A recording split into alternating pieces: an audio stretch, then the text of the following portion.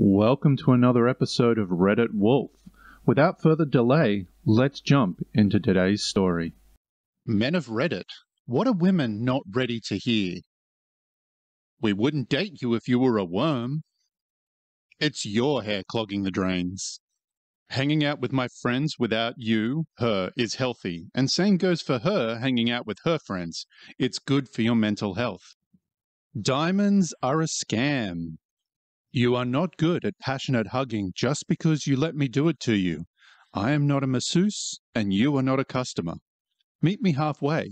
And in response, unfortunately, a lot of girls grow up understanding that passionate hugging is something that happens to them rather than something they participate in.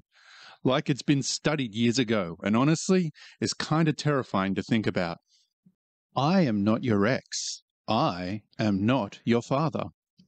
Playing hard to get wastes both our time. Most of the time, the guy will just move on. To which a reply was, absolutely. Dated a girl that I met at my cousin's wedding. We managed to go on one date, couple of phone calls, and we're texting daily. This was over a period of 3 months. At some point, I just stopped texting back. Next time I saw my cousin, she asked what happened. The girl apparently said that she never met a man like me, and that she was so disappointed when I stopped texting her back. Girl, I tried to go out with you for 3 straight months. What the hell do you expect me to do?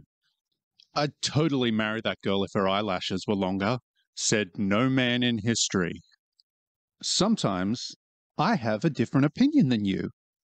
And in response, and each time we do, it's not necessarily a personal attack. That we also like to be complimented, and when we don't for a long period of time, it can start to hurt. And in response, I'm still riding on that one compliment from a girl in high school who said my eyebrows look nice. Sometimes we don't want to passionately hug even if we're hard. Men can say no and fake it too. Just because I'm ugly doesn't mean I'm a creep. Too many women have insulted me talking to their friends, most of the time loud enough that I can hear it. Just keep your thoughts to yourself. We have feelings too. If you're one of those women who openly insult people for fun, know that you might be responsible for someone's suicide.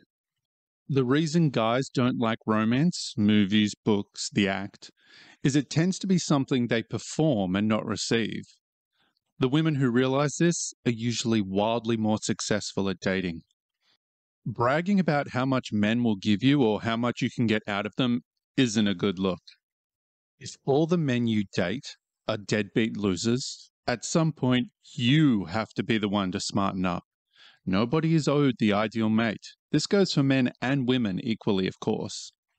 Not every detailed answer is mansplaining. Winter is coming. The thermostat does not need to be adjusted 5 times a day. If you start talking about your problems, we need to know if you want us to just listen or if you want advice. If something is wrong or broken, my first instinct is to try and help fix it. Happy wife, happy life should be happy spouse, happy house. I'm not trying to get at you if I'm asking a work-related question. If you're interested in a guy, go and talk to him. You're a big girl.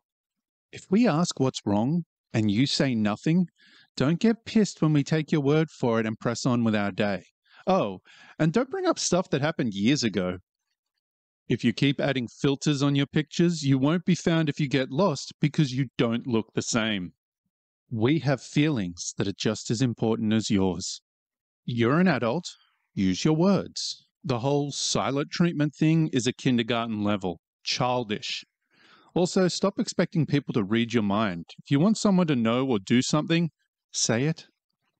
You aren't right all the time. We're just tired to argue every time over and over again to fight your stubbornness. And in response to that, my wife asked me last night why she always has to pick if we watch TV or read, what we watch, where we eat, etc. And I told her, because you care more than I do and I lose 100% of the arguments. She disagreed. I lost that argument. Women are much more critical of other women's looks and features than men. You aren't a princess, and you are in no way deserving of a 5 or 6 figure wedding ceremony. I don't care where we eat. Just pick something, please. We also need emotional validation. If your type in guys is athletic, it comes with the territory that you actually have to be prepared to do athletic things with us. When was the last time you took your husband or boyfriend out on a date or bought him flowers? In my entire life, only one girl ever took me out. I make a lot of money, a lot more than she does, and I don't mind paying it all because of that. But it was a total surprise and it meant so much to me. I think so often women are the center of the heterosexual couples, but it was so nice to be the one being wooed for once. I'm going to end up marrying that girl. And in response to that, back to the old saying, often the first time a man gets flowers is at his funeral. Sometimes you ask my opinion on a topic when in reality, you're asking me to validate your opinion. Knowing the difference is important to avoiding an argument. You aren't nearly as empathetic as you think you are. You want us to have really strong positive emotions associated with you. That also opens up the door for the inverse, simply because of how we need contrast as people, not just men, for our perception. If you want your man to open up to you, you have to be ready to hear when you hurt them or made them mad. It would be touted as abuse if you heard a man's spouse saying, "I learned really quickly that the right answer to a happy marriage was also always, 'Yes, dear, I'm sorry, dear, you're right, dear.'" Growing up, I heard a million examples of how a woman should be treated on dates and relationships. Can't think of a single time I was taught what I should expect out of a respectful female partner in those same scenarios. Mums, please teach your boys this. A harsh lessons I've learned in the past is that physical and passionate hugging connection is a huge part of a lasting relationship with men. For some reason, we are, or at least I was taught to think, mental and emotional connection are more important. In my friend group, it's not uncommon hearing about couples going months without passionate hugging in a long-term relationship, marriage, or even longer. The example I always share is, imagine if you wanted to vent to your partner about your day and they constantly say, "Not in the mood," for months. How would you feel? Sometimes that makes the light bulbs flicker a bit. And we've reached the end of the episode. Thanks for listening. Please remember to like and subscribe, and I'll see you next time.